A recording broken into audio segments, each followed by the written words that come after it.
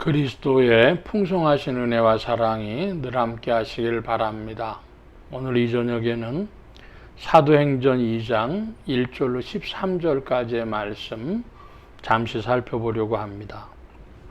2장 1절의 말씀에 보면 오순절날이 이미 이름에 저희가 다 같이 한 곳에 모였더니 그랬습니다. 이 오순절은 50일이라는 것이죠. 뭘 기준으로 50일이냐? 그러면 6월절이 지나고 77이 49, 7주가 지납니다. 그러면 이제 오순절이 되겠죠. 50일이 되겠죠. 그래서 6월절 7주 후에 50일이 된 그 오순절 날이 이르렀더니 2절입니다. 호련히 하늘로부터 급하고 강한 바람 같은 소리가 있어 저희 앉은 온 집에 가득하며 불의 혀같이 갈라지는 것이 저희에게 보여 각 사람 위에 임하여 있더니 저희가 다 성령의 충만함을 받고 성령이 말하게 하심을 따라 다른 방언으로 말하기를 시작하니라. 3절 4절의 말씀에 보면 불의 혀라 그런 표현이 있어요. 불의 혀같이 갈라지는 것이 저희에게 보였다. 그래서 4절에 방언으로 말하기를 시작했다. 오늘 주요 주제는 방언이 되겠습니다. 5절 이하의 말씀 쭉 읽어봅니다.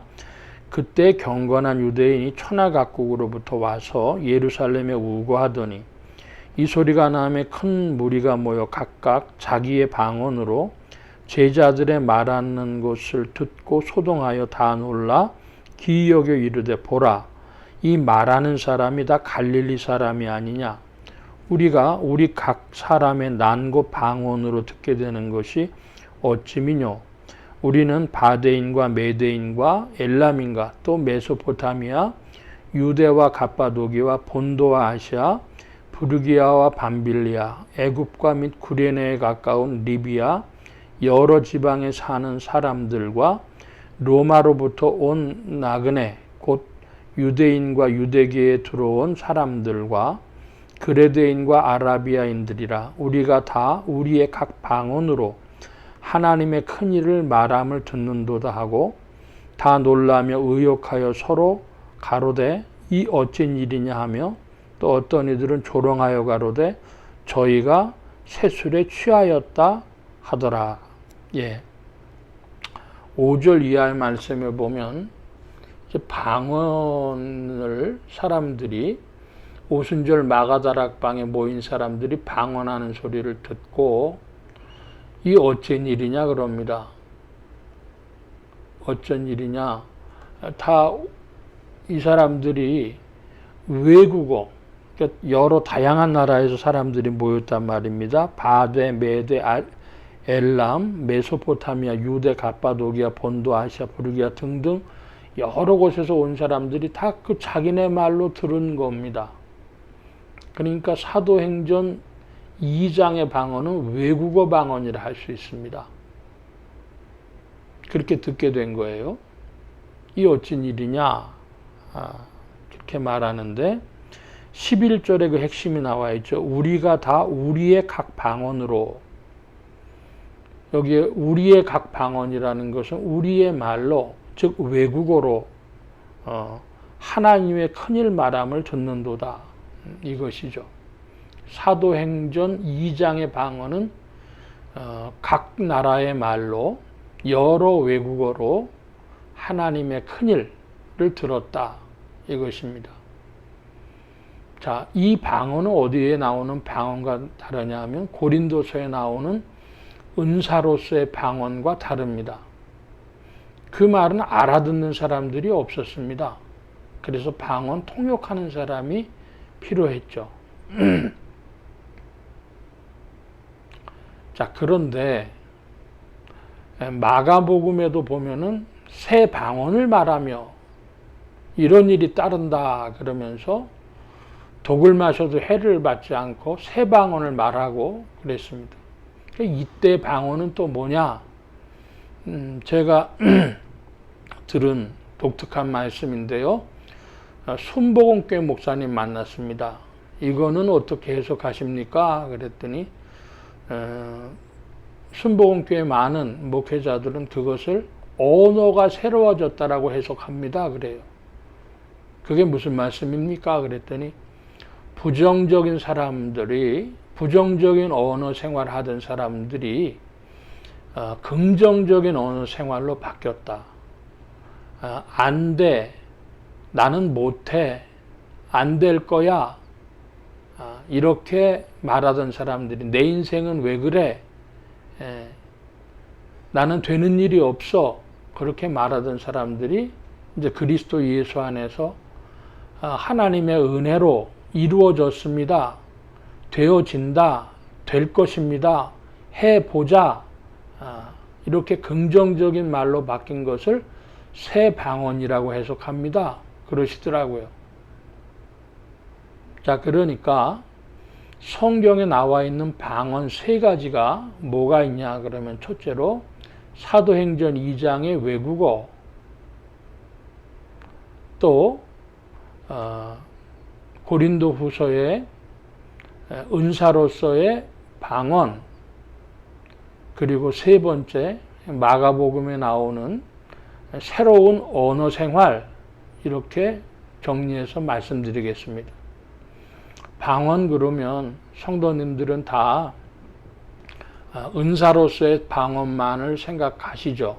대부분이 아마 그럴 겁니다. 그래서 방언 받기 위해서 기도원에 가기도 하고 등등 하는데 참 이 방언에 대해서 얘기가 많습니다.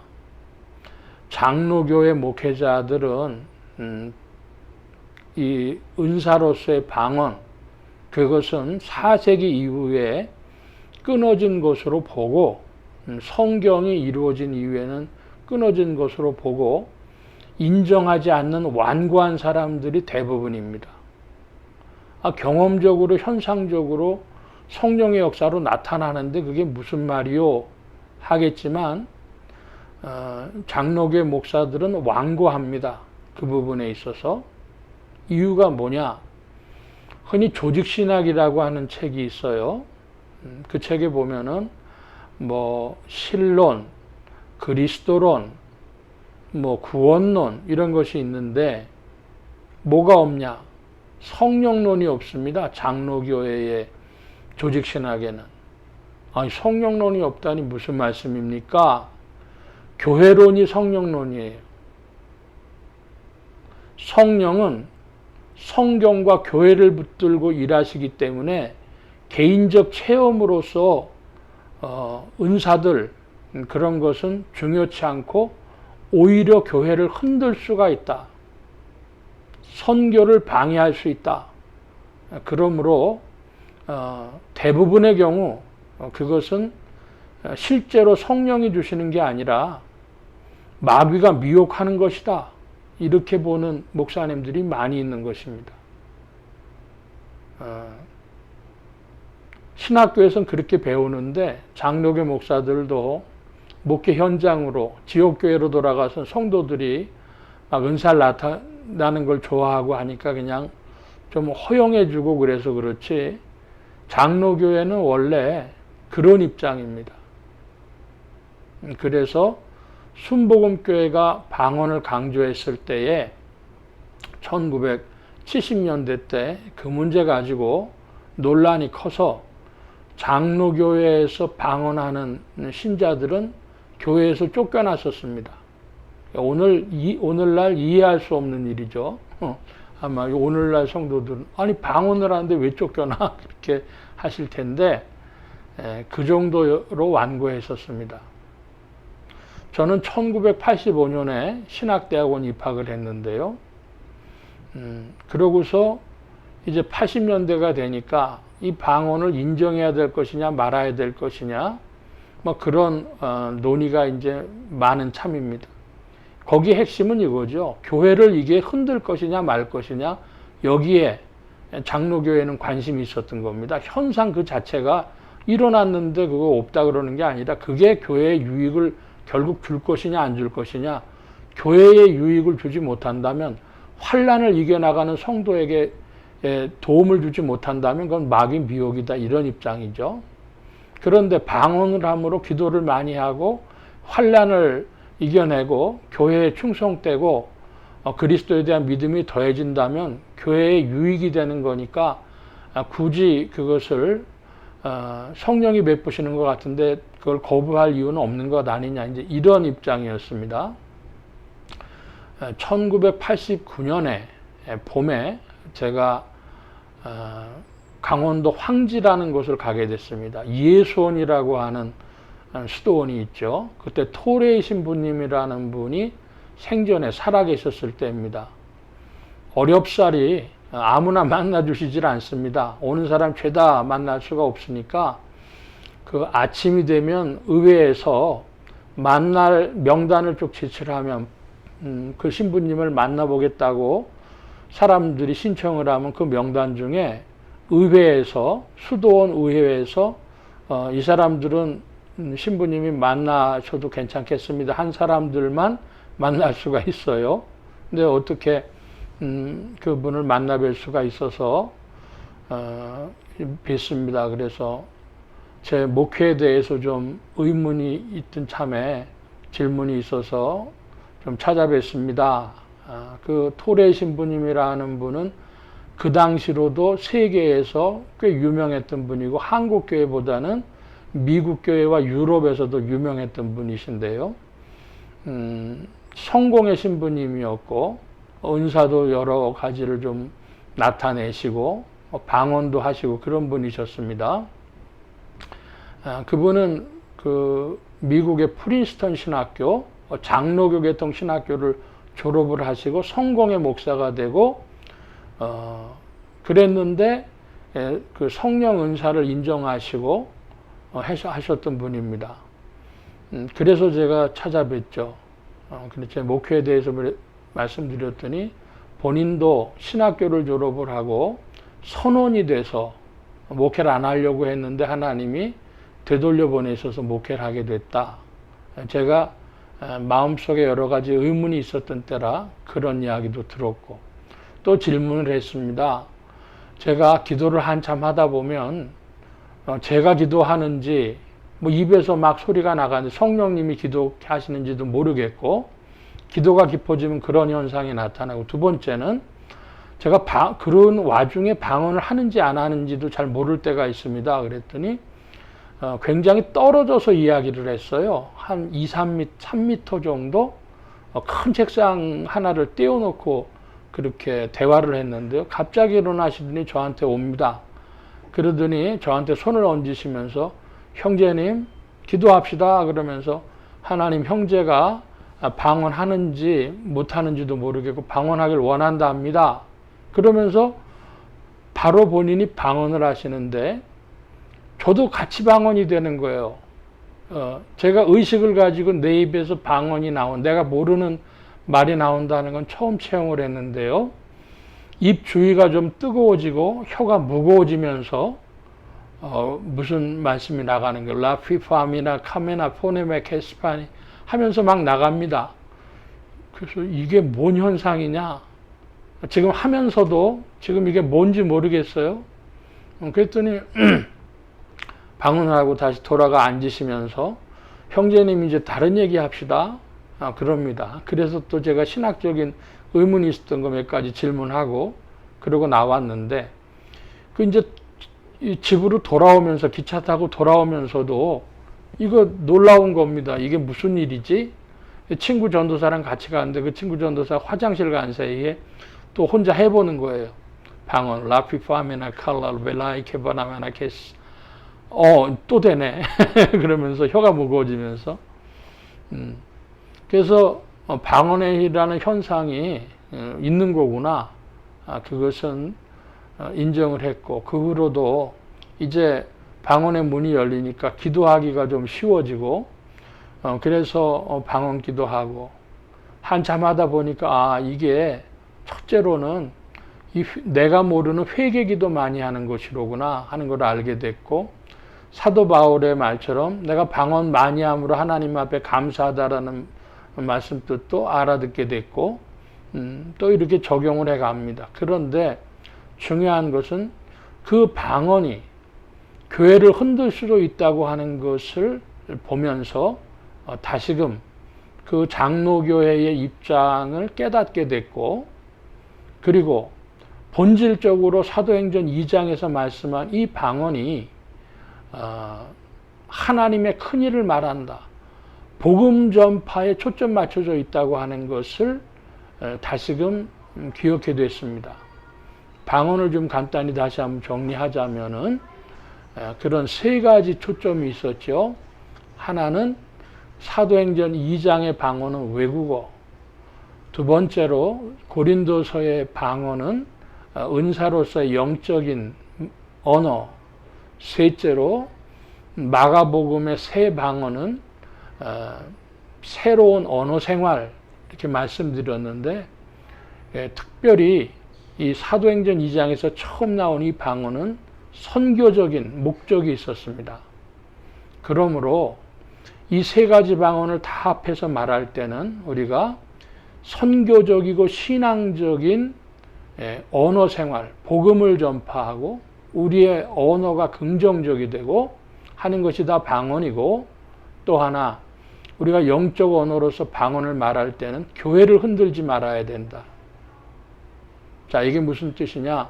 목사님이 무슨 말씀하셨는데 방언하는 사람이 목사님 그 말 아닙니다. 성령님이 저한테 말씀하시는데 이거 아니랍니다. 뭐 장로교 목사들 중엔 그런 거 인정할 목사가 없지만요. 요즘엔 장로교 목사님들도 좀 온화해지셔가지고 참고해 보겠습니다. 뭐 그런 정도로 하시지만 옛날에는 그거 다 내쫓아 버렸습니다. 방언이, 영적인 언어로서의 방언이 하나님 앞에 회개기도고 감사기도고, 그리고 이웃을 향한 중보기도, 도구로 이웃을 향한 지향을 가지고 여러분 기도하시기를 바랍니다. 오늘 말씀이 좀 길어졌는데요.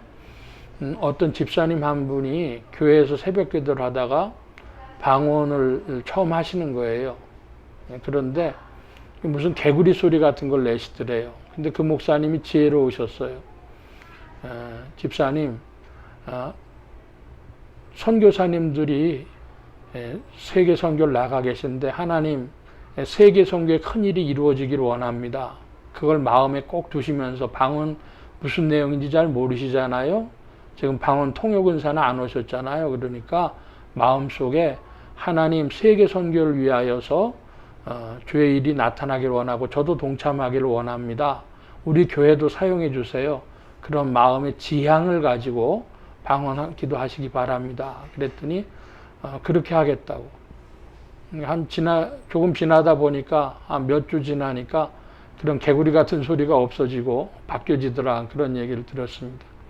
여러분, 방언하실 때는 지향을 꼭 가지고, 복음 전파의 지향을 가지고, 회개의 마음 가지고 이렇게 방언하시고, 그리고 교회에 덕을 세우는 일에 방언이 쓰임되어지길 바랍니다. 이 영적 은사가 나타나면 잘못하면 교회를 흔들 수가 있습니다. 그것은 마귀 미혹의 도구가 돼요.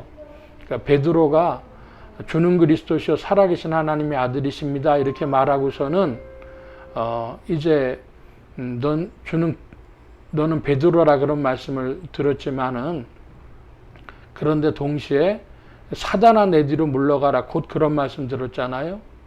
그런 것처럼 방언을 잘, 영적인 언어로서의 방언은 조심해서 유의해서 사용하시기를 바랍니다. 방언 못하는 분 특별히 방언하길 그렇게 사모하실 필요도 없고, 방언이 열렸다면 많이 기도하는 것, 사도 바울이 감사했다고 하는 것처럼 감사하실 때 꼭 지향을 가지고 선교와 교회와 성화의 그 지향을 가지고 방언을 활용하시기를 바랍니다. 오늘 말씀 여기까지 봅니다. 기도하겠습니다.